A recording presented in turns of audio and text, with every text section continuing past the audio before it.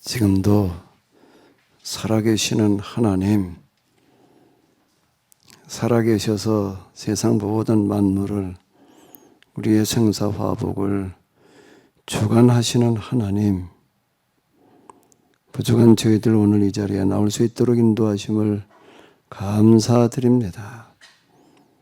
하나님께서는 세상 만물을, 우리의 모든 생사화복을 주관하시되 직접이 아니라 계약 공동체를 통해서 이끌어 가시는 줄로 믿습니다. 이 시간 이 자리에 나와 있는 저희들이 모여 있는 이 교회가 하나님께서 찾으시는, 통해서 일하실 수 있는 그런 교회, 그런 계약 공동체 되게 하여 주시옵소서. 아직 저희들이 많이 부족합니다. 속히 하나님께서 찾으시는 그런 계약 공동체의 모습이 갖추어지도록 은혜 베풀어 주시옵소서. 오늘 예배 시간이 그와 같은 시간 되게 하여 주시옵소서. 이 예배와 더불어 또한 헌금의 시간을 허락해 주시는 것을 감사드립니다. 하나님께서는 계약 공동체를 통해서 세상의 돈들을 똑바로 써서 이 땅에 하나님 나라가 임하게 하는 그런 구원을 원하시는 줄로 압니다. 하나님, 저희들이 조언을 바라고 찾는 자, 쫓아가는 자가 아니라 하나님으로부터 돈이 맡겨질 수 있는 자, 하나님을 대신해서 세상의 돈들을 똑바로 쓰며 이 땅에 하나님 나라를 실현해갈 수 있는 그런 자들 되게 하여 주시옵소서. 여기에 헌금을 드립니다. 이 헌금 제도를 만들어 놓으신 것은 내가 너에게 세상 돈들을 맡기기를 원한다, 너를 통해서 세상의 돈들이 똑바로 쓰여지기를 원한다라는 그런 뜻인 줄로 압니다. 저희들의 이 헌금 드림이 그런 헌금이게 하여 주시옵소서. 우리의 마음이 또한 여기에 부응하게 하여 주시옵소서. 그리고 속히 이 땅의 돈들이 하나님 나라를 세우는 데 온전히 쓰여질 수 있는 그런 길이 열려지게 하여 주시옵소서. 우리 주 예수 그리스도의 이름으로 기도합나이다. 아멘.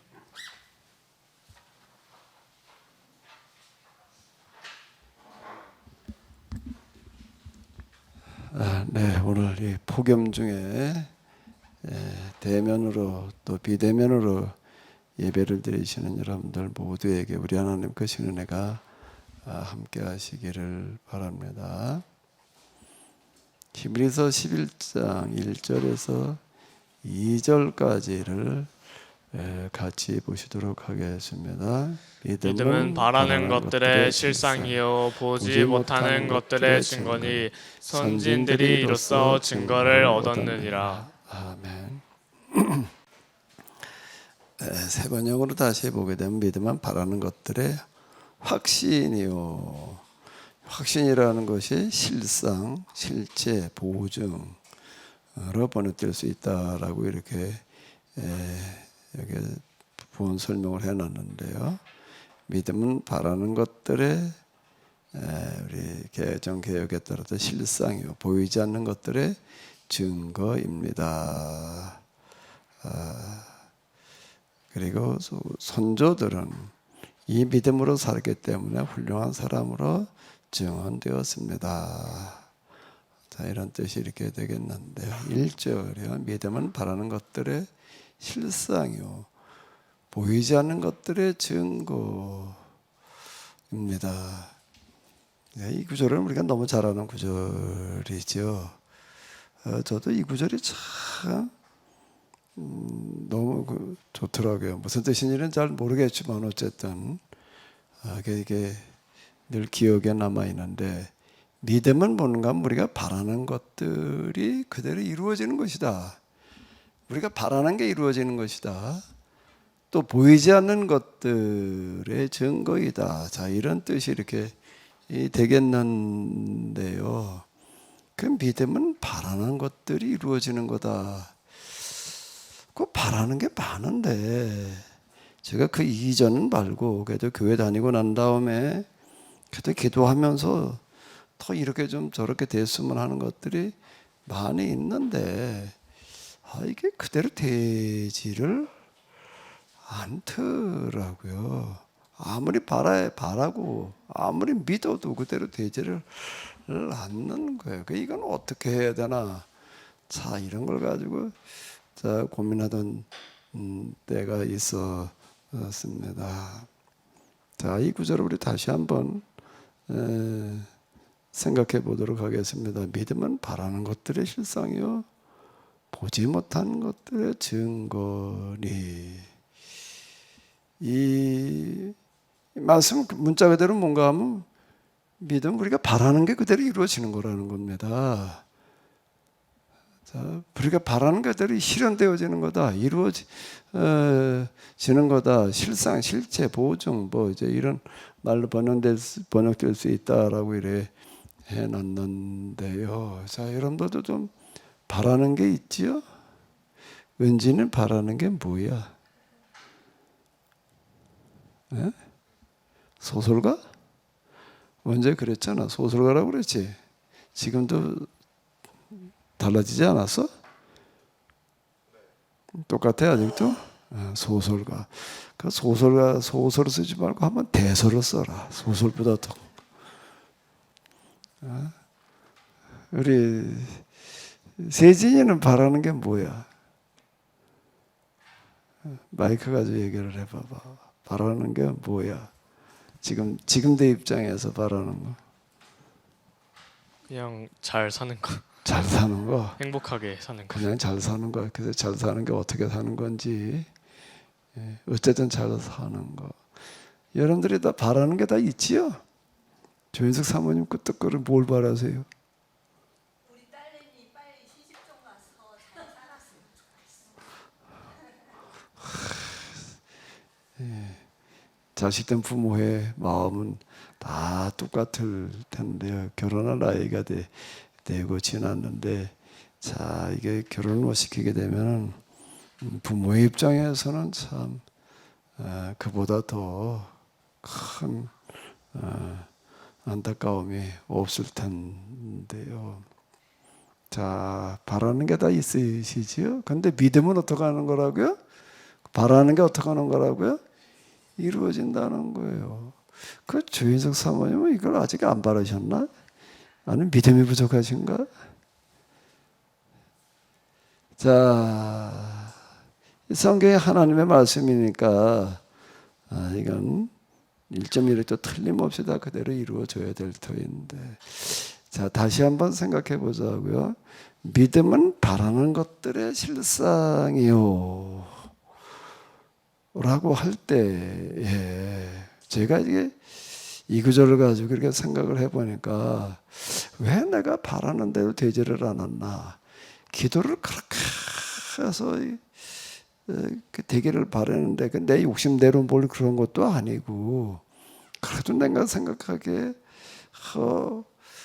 하나님의 뜻이라고 생각하고 그렇게 기도를 하는데도 안 되더라고요. 왜 그럴까? 왜 안 될까라고 하는 걸 이렇게 곰곰이 다시 생각해 보다 보니까 하나 어디가 문제였나 하면은 믿음은 바라는 것들의 실상이요 보지 못하는 것들의 증거다라고 할 때 뭐가 중요할까요? 여기서요. 뭐가 중요할까요? 내가 여기서 잘못됐더라고요. 이 말씀이 잘못된 게 아니라 아무리 해봐도 나는 안 되길래 이게 뭔 뜻이 잘 모르겠다 그러고 넘어갔던 건데, 다시 생각해 보니까 어디가 잘못되어 있었나 하면은, 자, 다시 한번 읽어보시도록 하겠습니다. 믿음은 바라는 것들의 실상이요 보지 못하는 것들의 증거이니라고 할 때 뭐가 중요하죠? 뭐가 중요할까요? 여기서요. 뭐가 중요하죠? 제가 이 부분이 잘못됐었구나라고 이렇게 이제 지금 와가지고 이렇게 보니까 이제 좀 이렇게 보이게 되는데, 뭐가 뭐가 중요할까요? 여기서요? 여러분들도 바라는 대로 다, 그래도 신앙생활도 꽤 좀 하셨을 텐데, 여러분 바라는 대로 다 됐어요? 안 됐어요? 조윤숙 사모님 바라는 게 은정이 시집 보내는 것만 바라진 않았을 거 아니에요. 근데 바라는 대로 됐어요, 안 됐어요?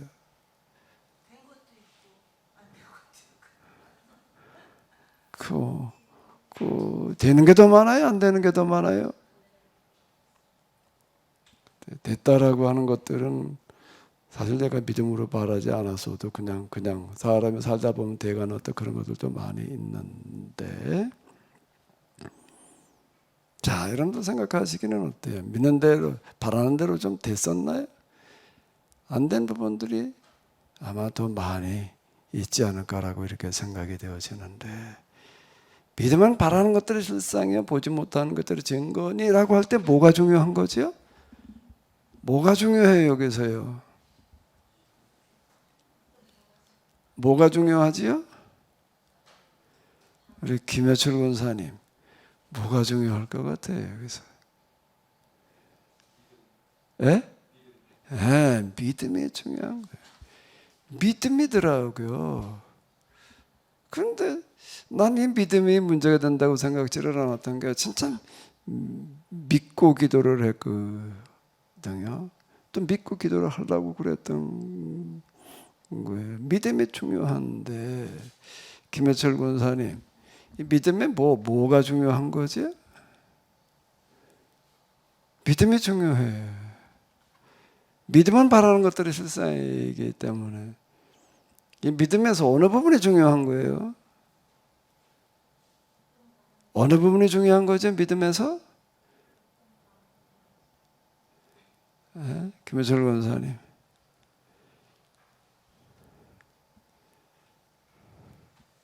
조기환 권사님, 믿음에서 뭐가 중요할까? 믿음이 중요해요. 내가 보니까 믿음에서 잘못됐었더라고요, 제가요.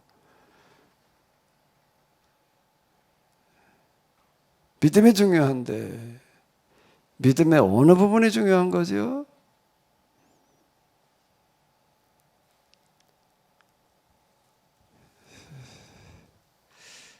누가 한번 좀 대답 좀 해봐요. 저 같은 경우에 이렇게 보게 되면 믿음이라는 부분에 있어서 내가 믿음을 잘못 이해를 했던 거예요. 제가 믿음을 잘못 이해를 했어요. 믿음 그러면 어떻게 생각하나? 일단 의심하지 않는 거, 이루어질 거라고 확신하는 거, 일단 이걸 이제 중요하게 여겼던 거예요. 기도할 때에는, 뭘 바랄 때에는 하나님께서 틀림없이 이루어 주신다라고 하는 거에 대해서 정말로 믿고 의심하지 않고 기도하는 거예요. 일단 그걸 제일 중요하게 생각을 했습니다. 욕심을 따라 구하지 않는 것, 어떤 다른 성경 구절에 야고보서나 이런 데 보게도 그런 구절들이 있잖아요. 욕심을 따라 구하지 않는 것. 그리고 그 다음에 여기 히브리서에서는 또 믿음을 뭐라고 얘기하고 있는가라고 이렇게 이야기하고 있습니다. 믿음이 없이는 기쁘시게 못하나니 하나님께 나아가는 자는 반드시 그가 계신 곳과 또한 그가 자기를 찾는 자들에게 상 주시는 이심을 믿어야 할지니라. 성경 여기저기 보게 되면 믿음에 대해서 이야기하고 있는 구절들이 이제 이렇게 있습니다. 그래서 믿음은 믿음으로 누구는 믿음으로 노아는 믿음으로 아브라함은 믿음으로 이제 사라 자신도 이렇게 지금 얘기를 하고 있습니다. 믿음의 사람들 갖다가 지금 11장 내내 많은 사람들에게 언급을 해놓고 있는데요. 그래도 성경에서 제가 얘기하는 믿음, 성경 읽어 내려가면서 이렇게 믿으라고 그러는구라고 생각하는 것들을 염두에 두면서 정말 그렇게 믿고 바라고 기도하는데 이게 아니었던 거예요. 어디가 아니었을까요? 믿음이라는 부분에 있어서 뭐가 문제였을까요? 뭐가 문제였을까요? 누가 한번 좀 얘기 좀 해보세요. 예수님께서 나를 위해서 돌아가셨다라고 믿는 거, 예수님 하나님께서 내 모든 죄를 다 짊어지셨다라고 하는 걸 믿는 거, 예수님 앞에 나아가서 죄를 고백하면 다 용서함 받는다는 걸 믿는 거, 성경에도 얘기하는 뭐 기타, 그리고 교리에서 얘기하는 이런 믿음들을 염두에 두면서 정말 그렇게 믿고 구하는데 이게 안 되는 거예요. 믿고 구하는. 이제 지금 와서 돌이켜놓고 보니까 내가 믿음에 대한 뭐가 잘못됐었구나, 이해가 잘못되어 있었구나 라고 이렇게 이제 생각이 드는 거예요. 아마 제가 생각하기에는 그동안 신앙생활 하시면서 여러분들이 믿고 바라며 기도하던 것과 제가 했던 건 크게 그렇게 다르지 않을 거라고 이렇게 생각이 되는데, 믿음을 우리가 올바르게 이해하려면은 뭘 어떻게 해야 되는 거죠? 제가 수없이 반복해서 얘기하고 있는데 어떻게 해야 되는 거죠? 믿음을 똑바로 이해하려면 어떻게 이해해야 되는 거예요? 제가 믿음에 대해서 성경을 읽어 내려가면서 믿음과 관련되어진 부분들, 여기 뭐 좀 나오는 사람들 많잖아요. 아벨은 에녹은, 노아는, 이거 뭐 얼마나, 아브라함은, 사라는, 이 사람들 이렇게 쭈루루 보면서 시험 받을 때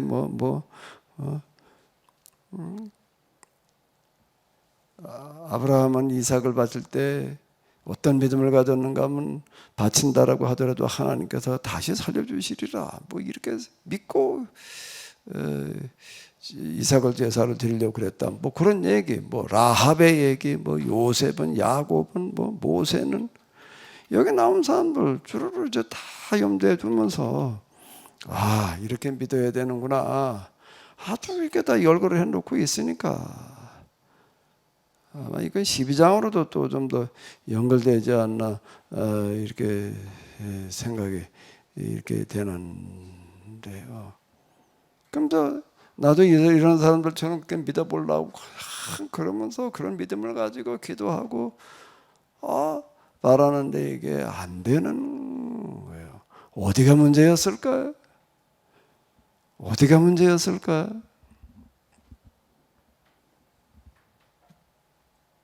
우리 김기훈 집사님도 바라고 기도하는 게 있었겠죠? 없었어요? 뭘 좀 바라고 기도하는 게 없었어요? 있었어요?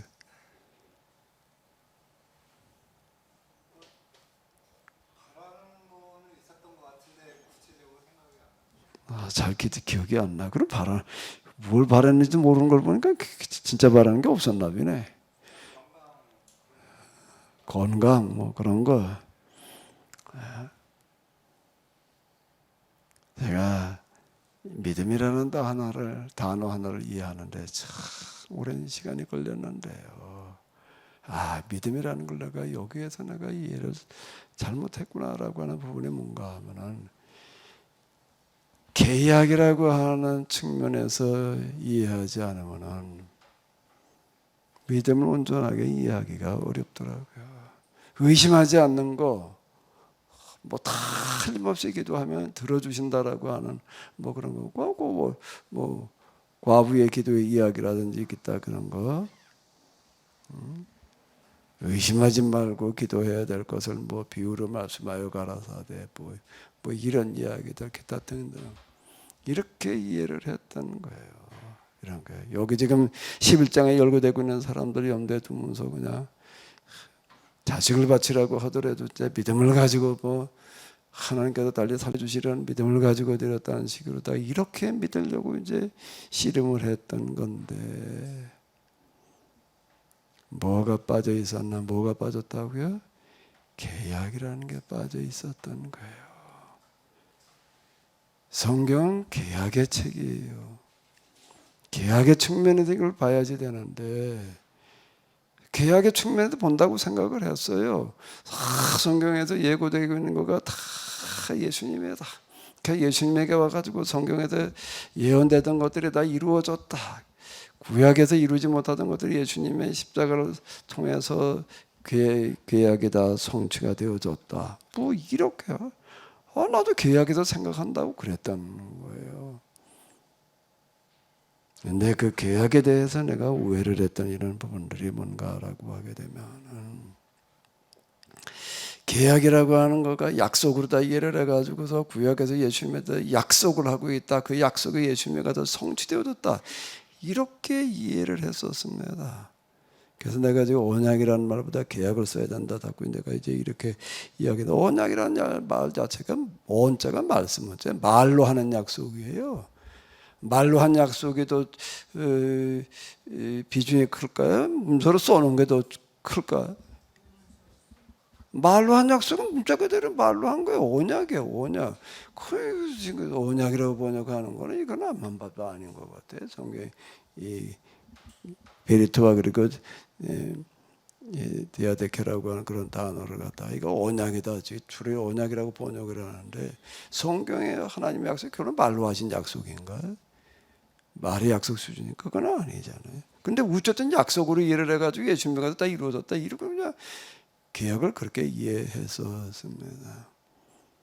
나중에 이제 하나님을 경험하고 나가지고서 이게 비로소 다시 보이기 시작을 하는 게 뭔가라고 하게 되면 이 계약이라고 하는 거가 단순하게 그저 약속, 예수님께서 오신다는 약속, 뭐 다시 오신다는 약속 그냥 이렇게 이해해야 될 게 아니라 하나님과의 계약인데 네가 나를 대신해서 이 땅에서 구약으로 얘기를 하면 거룩한 나라를 만들어라.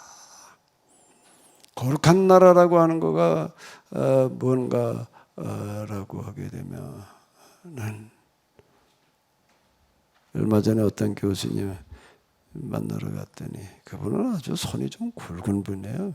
민주화 투쟁이나 뭐 이런 거를 아마 그 사람만큼 학교 다닐 때 군사정권에 대항했던 사람이 없었던 것 같아요.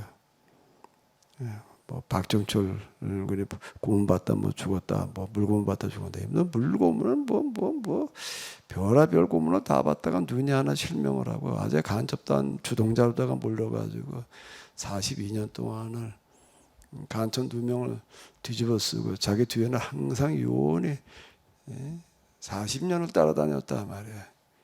자, 그러는 분인데 그분이 이제 합의례기를 그러니까 저 지난번에 왔을 때 제 자연치유로 하러 왔었어요. 이렇게 드렸더니 그걸 읽었다고 그러면서 근데 이 책을 읽어보니까 거룩을 뭐라고 그랬느냐, 거룩을 가난한 자들과 함께 하는 거를 가난한 자들의 문제를 해결하는 걸 거룩함이라고 그래놓은 거가 너무 인상적이었다. 이렇게 얘기를 하더라고요. 거룩한 나라라고 하는 것은 신분지 빈부의 격차가 없는 누구나 골고루 잘 사는 그런 나라를 만들어 놓는 거예요. 그게 계약이었다라고 하는 겁니다. 하나님께서 이스라엘과 맺으신 계약은 그 이스라엘은 계약 공동체는 하나님을 대신해서 이 땅에다가 그런 나라를 만드는 거예요. 그리고 하나님은 이스라엘이 그렇게 하려고 하게 되면 그거를 도와서 그렇게 되게 하시겠다는 겁니다. 그게 하나님께서 함께 하신다는 거예요. 그게 도와주신다라고 하는 이런 거였습니다. 이 계약을 빼버리고 하나님의 도우심을 기대한다는 거 하나님께서 그냥 완전히 내가 필요할 때마다 도와주신다라고 이렇게 이해를 하는 거예요. 계약을 실천하려고 하는 그 일을 도와주신다는 거지. 개인의 문제 어쩌고 저쩌고 원하는 거 뭐 바라는 거 기도하는 걸 도와주신다는 얘기가 아니. 그러면 그거는 이제 그 이전 옛날에 다른 종교에서 얘기하던 그런 도우심, 그런 함께하심, 그런 응답이었죠. 그러니까 난 가만히 놓고 보니까 기복종교회에서 이해하는 수준으로다가 믿음을 이해를 했다는 거예요. 그렇게 기도하면 그냥 하나님께서 도와주. 단지 욕심만 내지 말고 뭐 저거 이루고 하면 도와준단 말이에요. 계약이 빠져놓으니까 기복종교와 다를 바가 없었던 거예요. 하나님께서 언제나 나와 함께 해주셔서 뭐 어쩌고 저쩌고. 나의 뭐에 함께 하셔요? 하나님께서 나에게 함께 하시는 게 아니라 내가 하나님의 계약법대로 실현하려고 하는 그 일에 함께 하시는 거지. 아무데나 함께 하시겠다는 게 아니라는 거예요. 너가 기도하기만 하면 내가 응답하리라는 그런 말씀을 계약을 빼버리고 이해를 하니까 그도 언제 필요하면 그냥 어려운 일이 될 때마다 기도하면 들어주신다라고 이렇게 이해를 했던 거예요. 계약을 빼버리고 이제 이거를 모든 걸 다 조건했던 거가 이제 문제였다.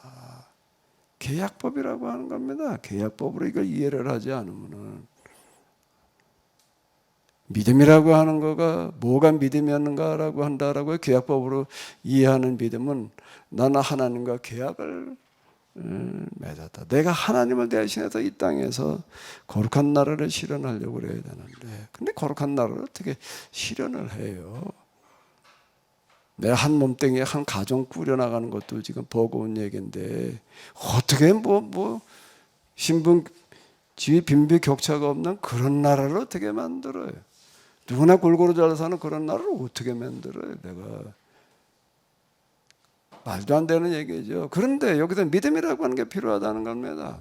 불가능하죠. 그런데 정말로 그렇게 되기를 원하는 거예요. 믿음은 바라는 것들에 뭘 바라느냐라고 한다라고 하기 때문에 거룩한 나라가 이루어지기를 바라는 그 바램과 바라는 것만 끝나지 않고 여기서 내가 내 힘으로는 불가능하지만 할 수 없지만 정말 이런 나라가 돼야 된다라고 진정으로 바라고. 왜 바라야 되죠?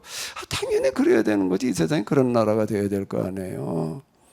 당연히 그건 그런 나라. 그 당위성이라는 얘기를 제가 얘기를 하는 거예요. 하나님의 또 다른 이름은 당위다 말이에요. 마땅히 그래야 되는 거예요. 이거는 돼도 괜찮고 안 돼도 괜찮은 게 아니에요. 이거는 누구를 그렇게 해도 되고 안 해도 괜찮은 게 아니에요. 그건 당위가 아닌 거예요. 당위에서 벗어나는 거죠. 그래서 당위 이렇게 얘기를 하는 거가 바로 이제 여기서 나오는 겁니다. 계약이라고 할 때 비로소 이게 나오는. 당연히 그렇게 되지 않으면 안 되는 거예요. 그건 누구한테 물어봐도 똑같은 얘기예요. 그렇게 돼도 괜찮고 안 돼도 괜찮아. 그렇게 얘기할 수 있는 정상적인 사람이라고 하면 그렇게 말할 수 없는 거예요. 당연히 그렇게 돼야지 된다. 마땅히 그래야 되는 거지. 이 세상에 사는 사람이 불공평하게 살면 되겠어요? 누구나 다 좀 골고루 잘 사는 그런 세상에 당연히 돼야지. 그걸 바라야 된다라고 하는 거고, 뭘 바라느냐라고 하는 거가 이걸 바라야 된다. 계약으로 이해하지 않으면 뭘 바라야 되는지 그냥 자기 나름대로 그저 좋은 일을 하려고 그러면 그냥 그게 그냥 다 하나님의 뜻인 줄로 알고 그러고 있는데, 계약으로 넘어 들어가게 되면 그게 아니라 좀 더 구체화되어지는 거야. 구체적으로 뭘 바라야 되느냐? 거룩한 나라가 실현되어지기를 바라야 된다라고 하는 거. 그럼 믿음이라고 하는 거는 뭔가라고. 근데 이게 불가능한 거예요. 그게 어떻게 가능해? 그런데 살아계신 하나님께서 여기 보게 되면은 믿음이 없이는 기쁘시게 못하나니 하나님께 나아가는 자는 반드시 그가 계신 것과 그분이 정말 살아계시다라고 하는 거, 살아계시다라고 하는 걸 정말 믿고 살아계실 뿐만 아니라 상 주시는 자라고 하는 어떤 이런 것들은 뭔가 하게 되면 이루어 주신다라고 하는 거야. 이루어지게 해주신다 말이야. 덮어놓고 내가 바란다고 이루어지는 게 아니라 그건 기복신앙이에요. 아무거나 그냥 내가 원하는 대로가 아니라 내 나름대로 해도 이건 뭐 좋은 일 하려고 그러는 거니까 라고 하는 것이 아니라 나를 통해서 이 땅에 거룩한 나라가 실현되어지게 하는 그 일을 반드시 그분이 이루어 주신다라고 하는 것을 믿는 게 믿음이라는 겁니다. 그러니까 믿음의 개념이 계약법이 없이 이해를 하려고 할 때는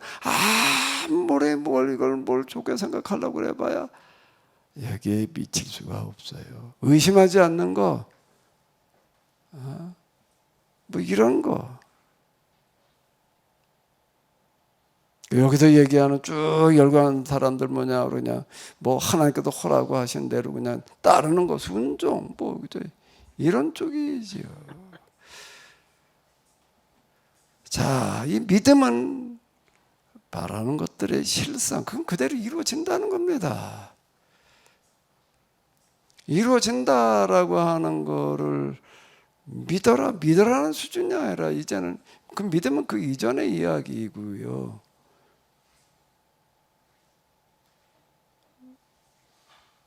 우리가 하나님과 계약을 맺은 자로서 이 땅에서 계약법대로 거룩한 나라를 만들려고 하면이라고 하는 건 불가능한 걸 얘기하는 겁니다. 이건 전혀 불가능한 얘기예요. 거룩한 나라를 만들어가는 게 그게 쉽게 만들 것 같으면 벌써 됐겠지요. 불가능해요. 그런데 이걸 포기하지 않고 바라야 된다라고 하는 겁니다. 그건 왜 그런 거, 왜라고요? 금방 말씀드렸죠. 뭐요? 그건 마땅히 그래야 되는 거예요.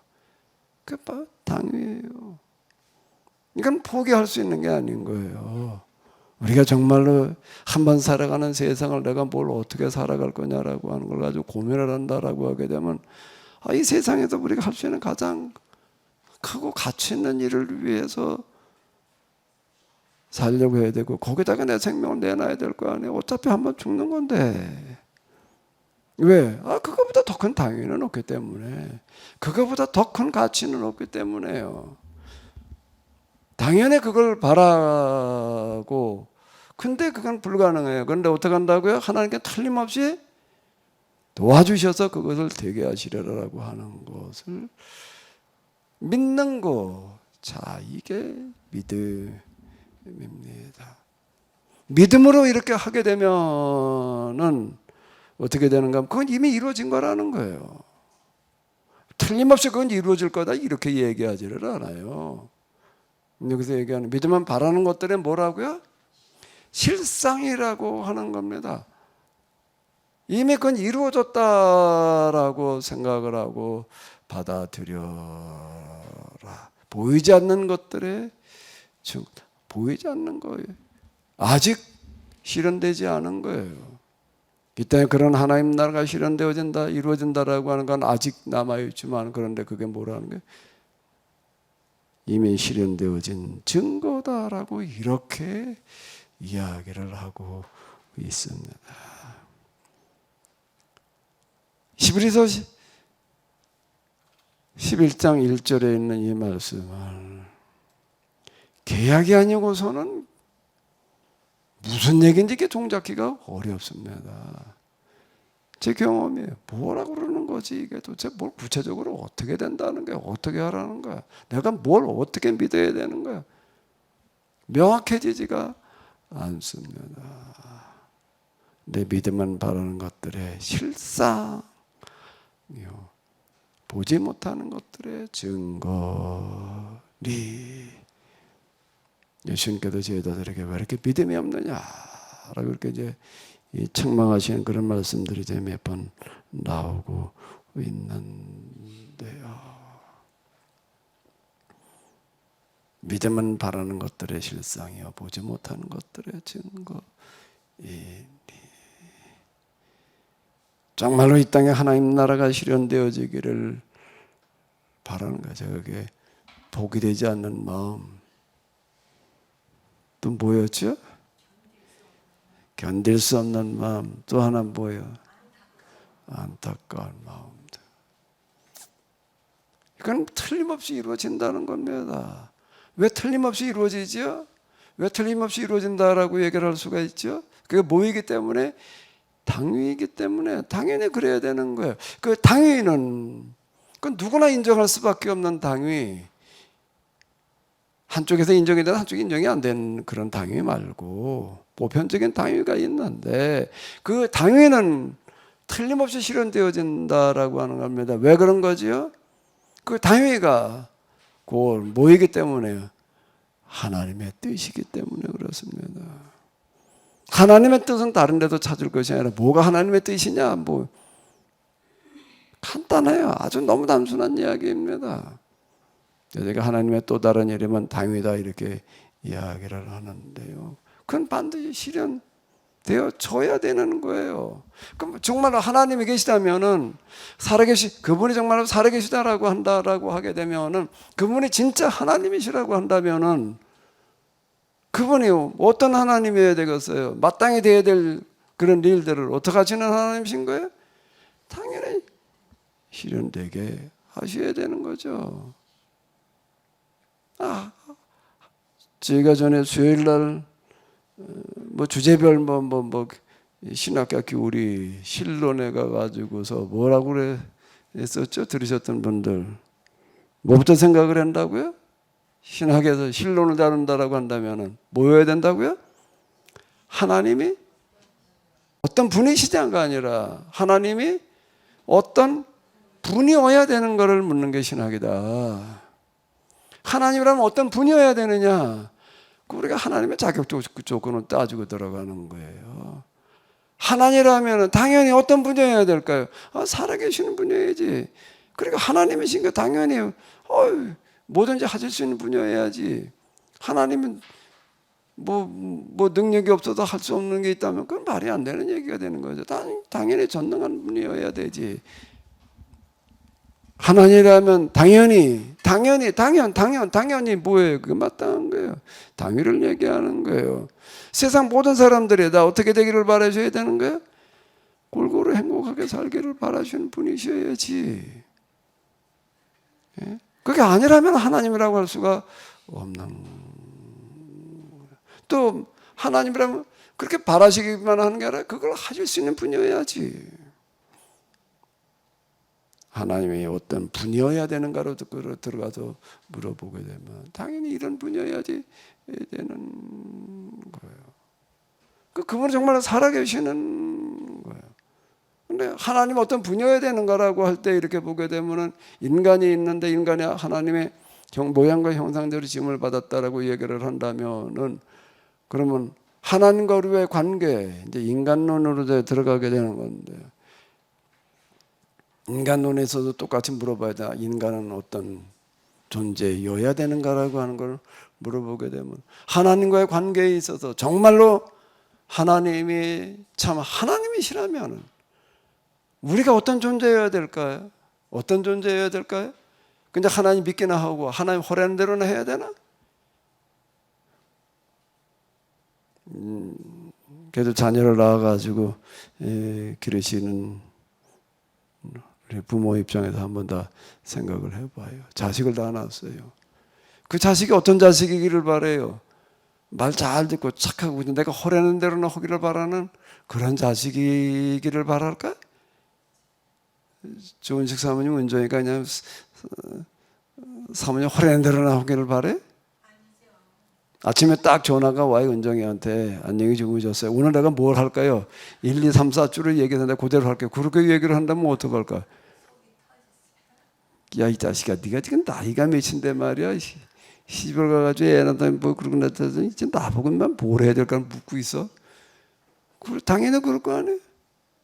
예? 하나님이 정말 살아계신 참 하나님이시라고 한다면 우리가 어떤 자이기를 바라시고 그랬어요. 우리가 자식에게 바라는 건 뭔가 하면 아유 나는 지질이 못나도 이 모양인데 내 자식은 나보다 더 어떻게 되기를 바라는 거야. 내가 허란 대로 하기를 바라나? 허란 대로 나온다 기껏해봐야 내 수준 되는 거예요. 어떻게 하기를 바라는 거예요? 나보다 여러 가지 면에 더 뛰어나기를 바라는 거지요. 당연히 그럴 거 아니에요. 내가 허란 대로 나온다고 하면 기껏해봐야 내 수준인 거예요. 나를 능가할 수가 없는 거예요. 정말로 하나님께서 진짜 하나님이시라면 그리고 우리가 그분으로부터 지음받았다라고 한다면 우리와의 하나님과의 관계가 그냥 로봇 수준이어야 될까? 순종이나 하면 다 할까요? 아니죠. 여기서 우리가 어떻게 해야 되는 거예요? 부모와 자식의 관계가 똑같은 얘기예요. 자식을 향한 부모의 바람은 아무리 자기 자신을 도둑놈이고 사기꾼이라고 하더라도 내 자식 보고 넌 나보다 더 큰 도둑놈 되라 말이야. 나보다 더 큰 사기꾼 되라. 그렇게 말하는 부모는 없다고요. 아무리 도주질하는 기술이 뛰어나도요. 이 기술 내가 우리 자식한테 물려줘야지. 그렇게 얘기하는 부모는 없습니다. 자식이 자기가 도둑놈이라는 걸 알까 봐 두려워하게 돼 있는 거죠. 나보다 더 모든 면에서 뛰어나되 세상에서 욕먹는 그런 사람 말고 진짜 세상 모든 사람들이 다 존경할 수 있는 훌륭한 사람 되기를 바라는 거지요.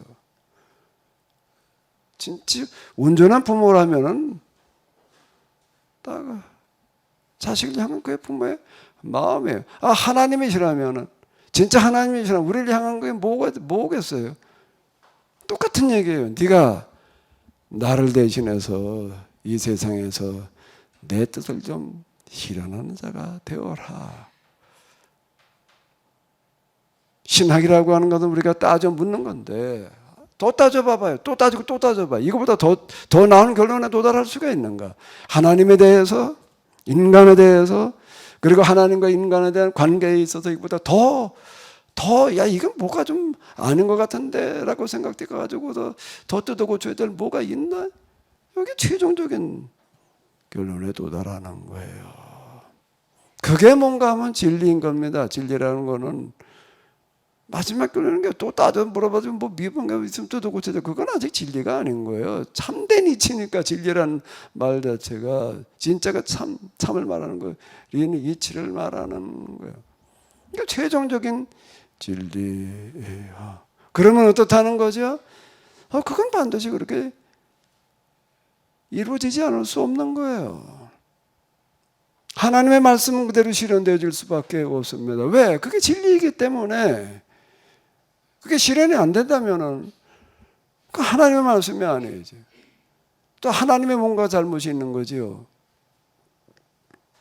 하나님의 말씀대로 뜻대로 되어져야 되는 겁니다. 믿음은 뭐라고요? 바라는 것들의 실상이라고 얘기를 할 때 여기다 바람이라고 하는 것은 그보다 더 큰 바람이라고 하는 것은 없는 거예요. 이 땅에 하나님 나라, 거룩한 나라, 구약에서는 거룩한 나라, 신약으로는 뭔가 하나님 나라인데 그게 이루어지기를 바라는 것보다 더 큰 바람, 더 큰 가치 실현이라고 하는 건, 더 큰 이상이라고 하는 건 없는 거예요. 믿음이라고 하는 건 뭐가 믿음이냐는 게 이걸 믿는 거예요. 틀림없이 하나님께서는 이런 일들을 우리를 통해서 실현하시리라고 하는 걸 믿는 거. 그리고 그거는 어떻게 하라는 거예요? 이미 실현된 거라고 받아들이라는 거예요. 실상이라는 거예요. 보이지 않는 것들의 증거다. 과학이라고 하는 게 좀 많이 발전했습니다. 과학이라고 하는 건 이제 먼 데를 보는 거, 망원경 같은 걸로다가 이렇게 이제 고시적인 세계로 가는 것들도 있고요. 반대로 또 현미경을 통해 가지고 미시의 세계로 들어가는 것도 있습니다. 자금 세계로 들어가는 것도 있는데요. 이게 거시의 세계로 가서 보더라도 무한대에 도달하는 것 같아요. 우주의 크기라고 하는 거가 이게 뭐 무한대. 그 무한대라는 건 뭔가 곡선과 직선이 만나는 거예요. 원을 그려놓고 봐봐요.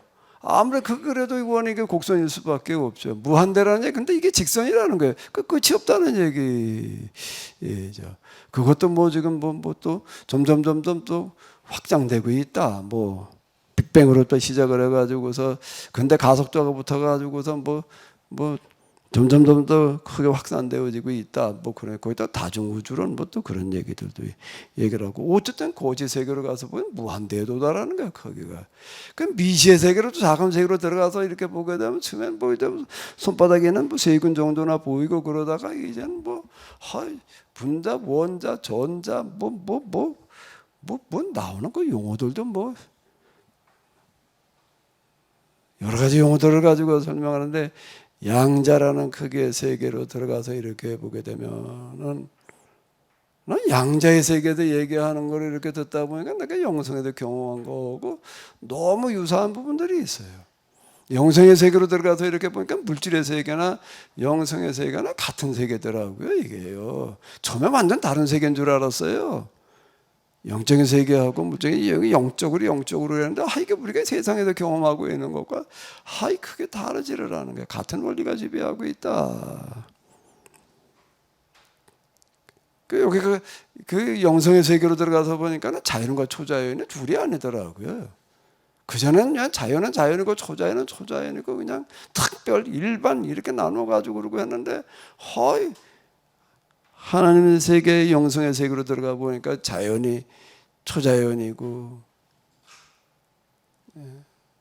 일반은 총이 특별한 총이고 이렇게 다가오는 거예요. 모든 게 다 하나더라고요. 근데 양자의 세계에서 얘기를 하는 걸 보니까 양자의 세계로 들어가면은 정신과 물질이 둘이 아니라 하나다. 그리고 정신이 어떻게 물질과 하나가 돼? 이런 거하고 정신이 하나일 수가 없잖아요. 근데 양자의 세계, 미시의 세계로 들어가서 보게 되면은 하나다. 구분이 안 된다는 겁니다. 그 얘기가 너무 영성적인 얘기예요. 영성에서 경험한 거를 이제 물리학에서 설명을 해주고 있더라고요. 하나님을 만나면 하나님은 물질의 영이에요. 하나님 영이다 그런데 그 영이라는 그 말 속에는 물질과 정신이 같이 들어 있는 거죠. 같이 들어 있는 거예요. 이제 양자의 세계에서 여기까지 얘기를 하는 거 같아요.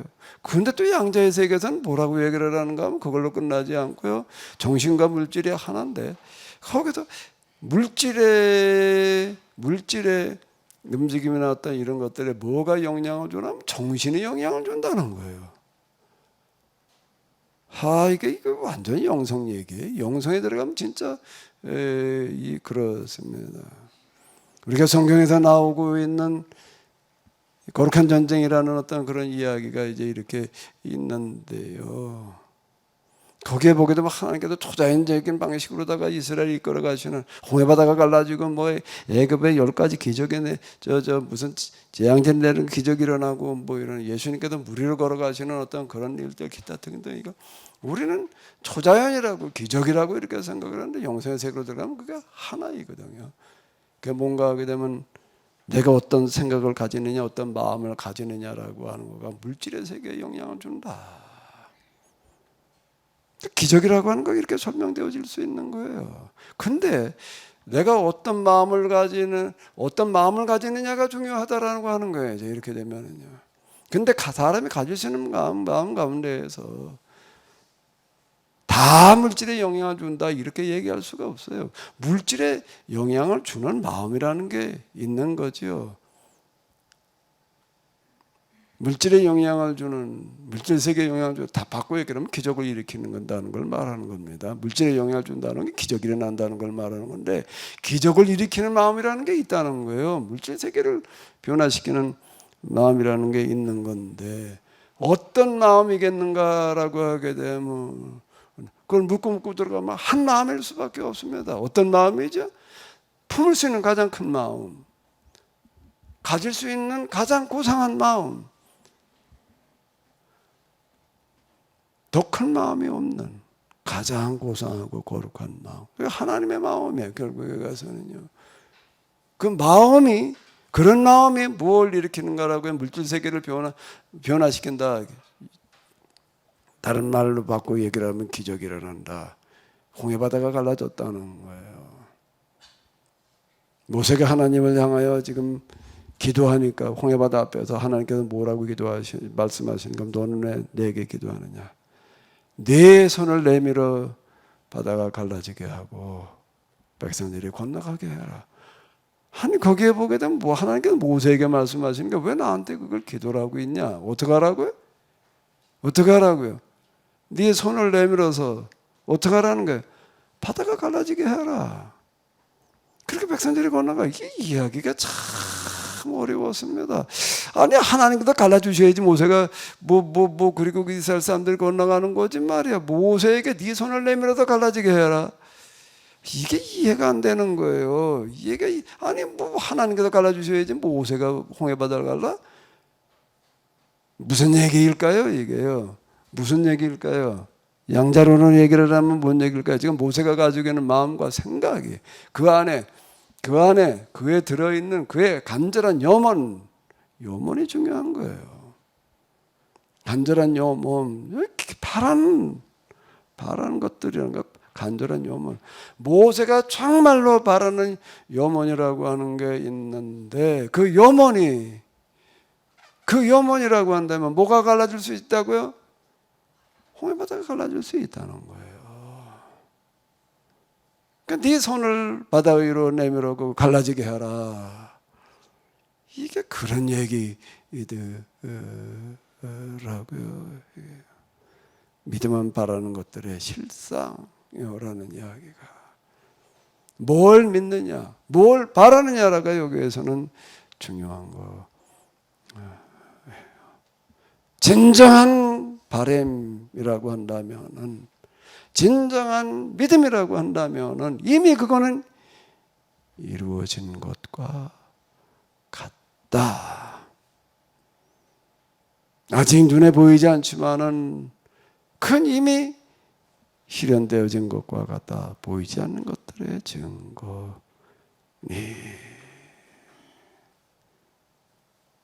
그래서 이게 앞뒤가 맞는 얘기가 되는 거예요. 보이는 세계와 보이지 않는 세계는 하나인 거예요. 이미 이루어져 있지 않지만 이루어져야 될 세계와 이루어진 세계는 하나인 거예요. 믿음의 세계로 들어가게 되면 여긴 영성의 세계인데, 근데 어제에서도 비슷하게 얘기를 한다고 물리학에서도 양자의 세계로 들어가서는 자, 정신과 물질이 하나다. 정신이 물질에 영향을 준다. 어떤 정신, 어떤 마음, 어떤 생각을, 어떤 바람을 가지느냐라고 하는 게 중요하다라고 이렇게 이야기를 하고 있는데요. 지금 우리는 평소에 경험해보지 못하던 폭염을 경험하고 있습니다. 정말 뜨거워요. 작년보다 비교가 안 될 만큼 더운 것 같아요. 어제도 오늘 마트에 가가지고 차에 딱 내렸는데요. 이야, 그 뭐 바닥 좀 만들면 뭐 아스팔트 그리고 공구리 건물 뭐 딱 내리니까 숨이 콕 막혀. 거기서 아마 온도를 잰다면 40도가 훨씬 넘겠다 말이에요. 예? 거기서 온도계가 된다면 밖에 나가서 그냥 조금만 움직여도 그냥 뭐 땀이 그냥 뭐 비 오도 타고 뭐 우리만 아니라 지금 전 세계적인 현상이라고 지금 야단이 폭염과 또 폭우가 동시에 또 와가지고 도대체 그냥 뭐 소나기가 왔다 그러면 소나기가 그냥 소나기였지 뭐 옛날에 그냥 뭐 좀 오다가 말지 않아요. 근데 뭐 왔다 하면 뭐 시간당 30mm 뭐 오전에 시간당 300mm가 쏟아부었대나. 뭐 어디가 뭐 중국 어딘가 그래도 다 물에 잠겨버리고 말았단 말이야. 뭐 이제 이러고 있는데요. 지금 뭐 들려오는 이야기들 보게 되면 하나하나가 뭐 이거 심각해도 그렇게 심각할 수가 없습니다. 빙하가 뭐 어쩌고 저쩌고 뭐 우리나라 동해안에도 무슨 상어가 나타났대나? 그 동해바다에 가가지고서 이제 바닷물에 들어가고도 이제 겁나요. 어제 다른 나라에서는 있던 얘기 상어가 나타나도 어쩌고 저쩌고 우리나라는 상어가 안 나타났었는데 이제 상어가 왔다는 거예요. 식인 상어가 왔다는 거예요. 왜? 물이 더워져가지고 일로 올라온대 이제. 뭐 동해안에 이미 벌써 그런 상어가 나타났다. 뭐 이런 얘기 뭐 그리고 거기에 있는 그 안에 있는 무슨 그저 해초들이 뭐 다 죽어가고 또 황폐되어 간다는 그런 얘기들 뭐 하나하나가 정말 암울합니다.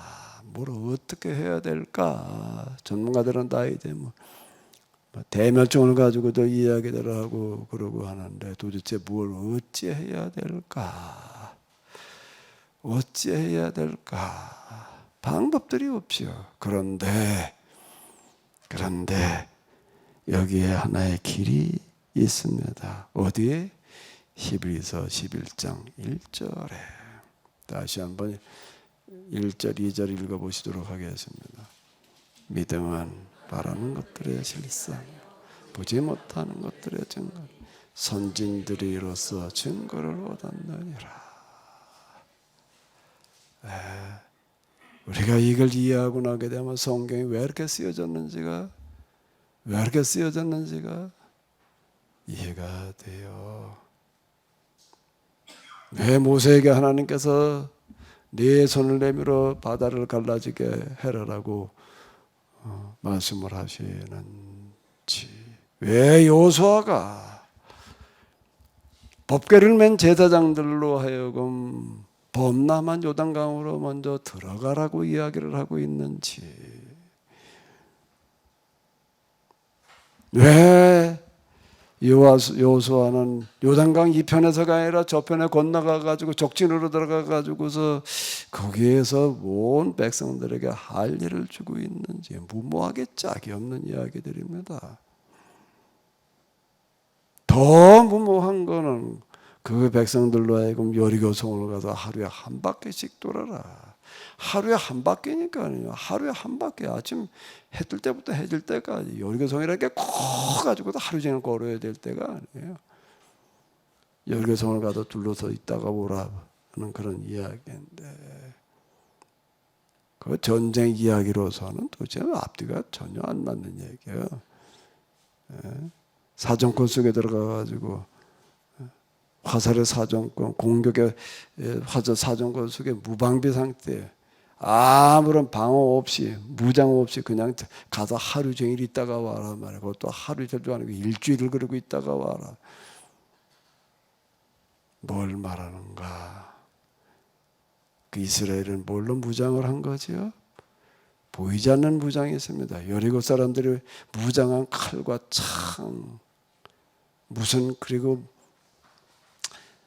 그들이 닦아놓은 어떤 그런 군사훈련, 그보다 훨씬 더 큰 무장을 하고 있었어요. 뭐지요? 광야에서 40년 동안 그들은 이 세상에서 사람이 가질 수 있는 가장 큰 생각, 가장 고상한 마음, 정신으로 무장을 하고 있는 거예요. 그들의 그 무장 앞에, 이런 정신적인 무장 앞에 범람한 요단강이 멈춰 설 수밖에 없는 겁니다.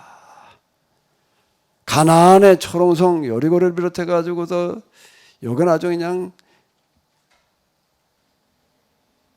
약탈 전쟁으로 전쟁 문화가 최고로 발달된 그런 곳인데 전쟁에 다 달인들이고 그러한데 이스라엘 사람들 보고 간다며 손을 가지고 감히 공격할 생각을 못했다라고 하는 어떤 이런 이야기들이 무엇을 말하는가? 우리가 기싸움이라는 게 있습니다. 기싸움이라는 기 가지고 놓게 되면 아무것도 안 돼. 기싸움이라고 하는 게 있는데 그걸로 다시 설명해 본다라고 하게 되면 가장 고상한 생각과 마음과 정신으로 무장한 길을 당할 게 없는 겁니다. 그 정신적인 무장 앞에 그걸 여기서는 믿음 이렇게 이야기를 해놓고 있는데요. 홍해바다를 갈라지게 하고 그리고 범람한 요단강을 멈추게 하고 여리고성을 무너지게 했던 그런 이야기들. 사사기로 넘어가서 보게 되면은 그 많은 이야기들이 다 이런 이야기들이 되겠습니다.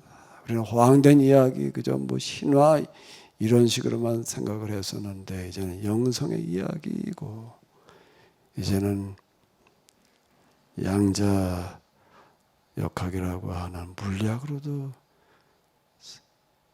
조금 더 발전하면 아마 다 입증하지 않을까라고 그렇게 생각이 되어지는데 입증할 수 있나? 그리고 영성의 세계로 들어가게 되면은요, 거기는 자연과 초자연이 하나입니다. 정신과 물질의 세계가 다르지 않은 거고요.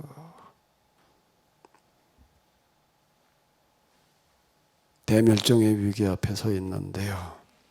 여기에 길이 있는 줄로 믿습니다. 길이 있는 줄로 믿습니다. 아멘? 별로 아멘이 안 되시는가 봐요. 다시 한번 읽어봐봐요. 믿음은 바라는 것들의 실상이요 보지 못하는 것들의 증거니 선진들이 이로써 증거를 얻었느니라. 이 말씀이 그냥 구름 잡는 얘기 같은 얘기였어요. 공즉시색, 색즉시공. 공은 색이고 색은 공이다. 그 반야심경에 있다라고 하는 불교의 이야기인데요. 무슨 얘기지? 보이는 세계가 보이지 않는 세계고 보이지 않는 세계가 보이는 세계. 이게 완전 구름 잡는 얘기예요. 근데 여기도 비슷해. 같은 차원의 얘기. 믿으면 바라는 것들은 뭐라고요? 실상이요. 보지 못하는 것들의 증거이니. 선진들이 이제 우리 이전의 믿음의 사람들이 다 이런 믿음으로 살아갔다. 이런 믿음으로 바라는 것들을 실현시켰고 보이지 않는 것들을 보이게 했다라고 하는 건데요. 오늘 우리에게 성경에 많은 구절들 다 필요하겠지만 히브리서 11장 1절의 말씀이 정말 필요한 때가 온 줄로 압니다. 우리 앞에 놓여있는 홍해바다 우리가 갈라지게 해야 될 줄로 압니다. 아멘. 하나님께서 모세에게 뭐라고 말씀하셨죠? 그걸 왜 나한테 기도를 하느냐? 네 손은 어떻게 하라? 바다로 내밀어서 갈라지게 해라. 원리와 이치예요. 단지 우리에게 모세가 가졌던 것과 같은 간절한 염원, 80년 염원이에요. 한결같았던 그런 염원, 안타까운 마음, 견딜 수 없는 마음, 포기되지 않는 그런 마음이 내게 있는가? 예, 문제이지. 그리고 정말 믿는 것, 믿는다라는 것과 바람이라고 하는 것은 뗄 수 없는 거예요. 왜 이 땅에 거룩한 나라가, 하나님 나라가 실현되어야 되는 건 당연히 그래야 되는 거니까 간절히 바라면은요, 간절히 정말로 바라게 되면 믿게 되어져 있습니다. 바라지 않는데 믿는다는 건 있을 수 없는 이 폭염 속에서 망가져가는 지구 환경을 우리가 바라다 보면서 우리가 히브리서 11장 1절에서 해결 방법을 찾아야 될 줄로 압니다. 해결 방법이 뭐지요? 해결 방법이 뭐예요? 우리 잘 들었나 확인해 보자. 조현석 사모님 뭐라고 중얼중얼해? 뭐 해결 방법이 뭐예요? 조인숙의 마음이에요. 딴 데 있지 않아요. 여기서 히브리서는 네가 어떻게 맘먹느냐에 있다. 그게 성경이에요. 나에게 하시는 말씀이에요. 누구가 아니라